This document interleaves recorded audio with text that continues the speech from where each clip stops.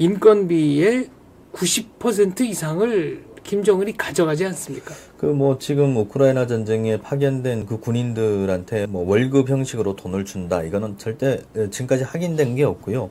그냥 죽으면 훈장을 줘갖고 그냥 그렇게 명예롭게 죽었다. 지금 북한 내부에서는 파병 소식이 알려졌을까요? 충분히 알려는 졌고요. 그게 이제 저도 이제 함경북도 쪽 소식통하고 평안북도 소식통을 양쪽으로 접해봤을 때는요, 평안북도에 있는 분들은 대다수가 주민들이 알고 있고요. 함경북도에 특히 이제 원성이나 회령이나 이쪽의 분들은 이게 그냥 소문에 그치지 않나, 뭐 이런 소리를 하고 있어요. 대부분, 확실하게 누군가가 함경북도 내에 있는 그 출신의 이제 군인들이 러시아군에 징집되거나 이런 경우가 아직은 없는 것 같아요. 그래서, 북한에서도 이제 북쪽, 백두산을 중심으로 했을 때 북쪽에 있는 사람들은 잘 모르고 있고, 서쪽에, 그러니까 서남 쪽에 있는 위도 사람들은, 기준 서남쪽. 네. 그쪽은 이제 많이 알고 있는 그런 상황인 것 같습니다. 북한의 일부 그러니까 자식들을 군대에 보낸 부모들은 네. 자식들이 과연 러시아에 갔는지, 네. 뭐 지금 북한에 남아 있는지 이런 걸 알기 위해서 상당히 전전긍긍한다고 하네요. 네, 그래서 자식들이 군 복무를 하던 군사 복무를 하던 그 지역에 부대를 찾아가서 자식이 있는지 없는지 확인을 하고 있고요. 그리고 또 많은 뇌물을 또 이제 뒤에서 고여서 네. 주면서 자식이 어디로 이제 러시아 전쟁에 가지 않게끔 지금 작업을 하고 있다라는 소식들이 들리고 있습니다. 네. 월남전 파병과 비교하시는 분들이 많으신데, 월남전 때 대한민국은 대한민국 국군의 이름으로 당당하게 갔고, 그렇죠. 이거는 사실 뭐랄까요? 몰래 갔다고 해야 되나요? 용병의 성격이 좀 많은 거죠. 돈을 받고 간 거라는 게 확실한 거고요. 왜냐하면 북한군이 만일 갔다 하면은 공식적으로 가면 대한민국 국군처럼 예전에 베트남에 갔던 그 상황처럼 군복도 다 국군의 군복을 입고 했을 겁니다. 근데 북한은 지금 자기들 군복은 다 벗어 던지고 러시아군 군복을 입고 싸움 준비를 하는 상황이고요. 무기도 다 이제 물론 이제 북한군도 이제 AK 계열 소총을 쓰는데요. 그 총들이 러시아에 지원한 총기들을 다시 받은 건지 아니면 러시아 제식 소총을 그냥 받은 건지 그건 정확히 확인하기 어렵겠는데, 중요한 거는 러시아식 AK 소총은 아시아인이 다루기는 상당히 크거든요. 네. 좀 둔탁합니다. 둔탁해갖고 그 총이 아무리 본인들이 잘 쓰던 소총이라고 해도 아마 전투를 하는데 좀 많이 좀 불편하지 않을까라는 생각이 듭니다. 네. 철도대학 관계자니까 이 규격에 대해서 좀 물어보고 싶은데, 네. 북한에서 소련으로 갈 때 기차를 세워놓고 저 바퀴를 다 교체하지 않습니까? 그렇죠. 보통 이제 기관차가 이제 8축, 전기기관차 앞에 끄는 그런 이제 기관차의 바퀴는 대부분 8축입니다. 그러면 8축을 북한은 이제 1510mm 정도에서 플러스 마이너스 한 2mm 정도의 레일 위에서 달리고 있거든요. 근데 러시아는 그보다 관계라고 해서 관계라고 해서 한 40mm가 좀 더 커요. 40cm 정도가. 그래서 그때는 이제 축을 바꿔야 되는 거죠. 네.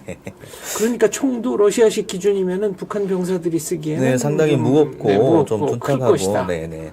저도 대학을 다니면서 군에 관련된 훈련들을 가끔 하거든요. 그럴 때 항상 AK 제가 썼던 거는 58년에 이제 생산한 총인데요. 상당히 그 정도면 이제 몸에 잘 달라붙고 인체공학적으로 설계를 해서 과거의 러시아식 AK하고는 좀 다르고 쓰는 게 편리하게 만들었습니다. 네. 북한에서는 대학생들이 한 학기를 아예 군 복무를 하는 거죠. 네, 6개월 동안 신병 훈련을 하고요. 그 군 제대를 하신 분들도 다시 이제 대학에 들어가면 다시 신병 훈련을 받는 그런 이제 그냥 교도대라고 합니다. 교도대 인원인데요. 2학년이 끝나면 2학년에서 이제 교도대 훈련을 하는데, 그게 이제 각 그 지역에 있는 부대들의 신병으로 들어가서 아예 대학에 대학에서는 힘을 쓸 수 없을 정도로 이제 국방부에서 그건 이제 관리를 한 하기 학기를 때문에 아예 데려다가 그냥 네. 6개월 동안 6개월 동안 군인으로 쓰는 거네요. 네, 신병으로 그냥 쓰는 겁니다. 이 와중에 최선희 북한 외무상이 블라디미르 푸틴 러시아 대통령과 만났습니다. 이게 네. 굉장히 좀 이례적인 만남인데요. 네, 네. 28일 날 평양을 출발해서 30일 날 모스크바에 도착했다. 네. 무슨 얘기를 했을까요? 뭐 언론에서는 일반적으로 북한에서는 북러 친선의 의지 재확인했다라고 하는데요. 아마도 푸틴의 요청이 있지 않았을까라는 생각을 합니다. 지금 북한군이 쿠르스크 지역에 지금 진입한 북한군이 확인한 인원이 1만 2천 명이다, 1만 900명이다 하는데 이 인원은 솔직히 일주일 전사자 지금 러시아에서 매일 500명, 600명씩, 500명, 1000명씩 죽어나가는데 일주일이면 다 소모할 수밖에 없는 인원이거든요. 그러면 앞으로 푸틴은 쿠르스크 지역을 다시 재탈환하기 위해서 이 군인들이 계속 필요합니다. 그럼 북한은 계속 지속적으로 군인들을 차출을 해갖고 러시아의 푸틴한테 보내야 되고요. 그럼 푸틴은 이제 그러기 위해서 북한하고의 뭔가가 이제 돈이 오가든지 아니면 광물 자원이 오가든지 그런 이제 그 협상을 분명히 한 거로 보입니다. 네. 지금 북한이 러시아에게 드론 기술을 요구했다는 설도 나옵니다. 아, 그렇죠. 지난해, 북한의 김정은이, 푸틴 대통령을 만나서 푸틴 대통령이 드론 선물을 줬어요. 드론이 이제 최근에 북한에서, K2 전차 모형을 이렇게 놓고 자폭용 드론으로 이제 K2 전차를 깨는 듯한 그런 이제 타격하는 듯한 사진을 올린 적이 있어요. 그 드론 형태가 그때 김정은이 푸틴한테 받은 드론의 모델하고 거의 비슷합니다. 그래서 이게 푸틴이 그 당시 드론을 줄 때 이미 북한의 드론 기술에 대해서 러시아의 기술진들이 서포트해 주지 않았나라고 생각을 하고 있습니다. 예쁜이 님이 돈과 목숨을 맞바꾼 거 돈은 만져나 보는지 쯧쯧이라고 하셨고 네. 그리고 이제 골프 여신님이 돈은 김정은이 거둬가겠죠라고 하셨는데 네. 북한에서 벌목공도 내보내고 경공업 전사라고 그래서 유럽에 네. 뭐랄까요 이제 여공들도 네. 내보내고 그런데 식당 종업원도 많이 네. 나가고요. 인건비의 90% 이상을 김정은이 가져가지 않습니까? 그렇죠. 북한에서 특히 중국에 나가 있는 북한 노동자들만 보면 한 달에 받는 돈이 200원을 못 넘어요. 200원이라면은 한국 200위안이야. 200위안이면 한 32,000원. 32,000원. 한 달에 네. 32,000원을 안 넘거든요. 그럼 중국에서 이 사람들이 받는 달에 받는 임금이 보통 1000위안 정도는 되거든요. 그러면 10분의 1 정도나 그 정도를 받는 그걸 이렇게 거죠. 저렇게 뛰어가는 네. 거죠. 네. 상납도 받고. 네. 네. 지금 우크라이나 전쟁에 파견된 군인들에 대해서는 그 군인들한테 월급 형식으로 돈을 준다. 이거는 절대 지금까지 확인된 게 없고요. 제가 지난주에 평안도 소식통이랑 연계를 했을 때 철저하게 거기 사람들이 이렇게 오히려 말하더라고요. 수령이 언제 군인들한테 월급을 준 적이 있냐. 그건 이제 북한에서 있었던 적이 없고요.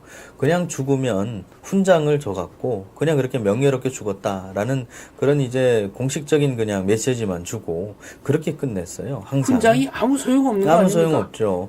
연금을 받는 것도 아니고. 네, 그렇죠. 고난해군 때는 시장통에 훈장이 그렇게 많이 네, 나왔다면서요. 팔렸어요. 많이 팔렸어요. 제 기억에도 이제 장마당에 가면 어르신들이 이제 훈장을 숨겨두고 이제 팔고 했는데 지금도 그런 이제 상황이기 때문에 북한군이 아무리 러시아에 가서 죽더라도 북한군은 이제 몸값을 부모들은 못 받고요. 김정은이 다 받아가는 거고. 그런 의미에서 러시아에 지금 나가 있는 벌목공들, 그리고 이제 이런 분들도 지금 상당히 뭐 그냥 거의 노예처럼 살고 있는 거죠. 그래도 네. 북한에서 사는 것보다는 그게 낫다고 서로 그렇죠. 나가려고 뇌물 주고 그렇죠. 나가는 거 아닙니까? 한 달에 100달러를 러시아에서 보통 노동자들이 버는데요. 이게 이제 노동자들이 받는 월급의 거의 10분의 1도 안 되는 월급이긴 하지만 북한에서 100달러 버는 건 상당히 힘들거든요. 1년에 100달러를 저축하기도 힘들어요. 그런데 100달러를 벌 수 있으니까 나가는 거죠. 네. 그래서 신체 검사할 때도 뇌물 고이고 네. 그다음에 추천서 받을 때도 네. 뭐 당 간부들한테 뇌물 고이고 뇌물 고이고 보통 이제 나가려면 기본적으로 충성심, 척도, 네. 이 사람이 당 생활 총괄을 얼마나 꾸준히 10년 동안 열심히 했냐, 이런 것도 이제 그 지배, 그러니까 당 세포비서라든지 당 조직 부위원장한테 이게 사인을 받아야 되거든요. 그러려면 하는 수 없이 뇌물을 바칠 수밖에 없는 상황이죠. 네. 그리고 뭐 국제 기차표 끊을 때 네. 또 돈 내고 여권 발급할 때 또 뇌물 고이고 그렇죠. 뭐 기름값 하시라고 좀 찔러주기도 하고 네. 그- 아니 근데 그렇게 찔러주고도 남으니까 간다는 거 아닙니까? 그렇죠. 일단은 남으니까 가는 거죠. 그만큼 북한은 상당히 뭐 뇌물의 수위도 이게 북한 사람들이 수준이 고만고만하니까 일단 이제 그 뇌물로 한 1,000달러를 들였다 하면은 최소한 러시아에 나가면은 이제 북한에서 이제 소련이라고 여전히 네. 이야기하는데요. 소련에 나가서 일을 하면은 3년을 내보내줘요. 네. 그럼 3년이면은 최소한 100달러씩 1년이면은 그 뇌물을 고였던 걸 다 뽑지 않습니까? 그럼 나머지 2년 동안은 자기 가족이 먹고 살 수 있는 그 돈을 버는 거죠. 네. 북한 입장에서는 처음에 뭐 함경도라든가 이런데 오지에 사는 사람들을 내보냈다가 네. 워낙 인기가 좋으니까 평양에 사는 사람들이 너도 나도 가려고 해서 깜짝 놀랐다고 그렇죠. 하죠. 오히려 지금은 평양, 저기 그 평양 쪽에 평성이나 이제 저기 평양 주변에 평안도 쪽에 계시는 분들이 오히려 더 많이 나가고 있어요. 왜냐하면 일단 북한에서 벌어 먹을 수 있는 지금 환경이 아닙니다. 지금 고난행군 시기보다 더 어렵다는 상황까지 지금 직면했으니까 오죽하면 그러겠습니까? 오죽하면.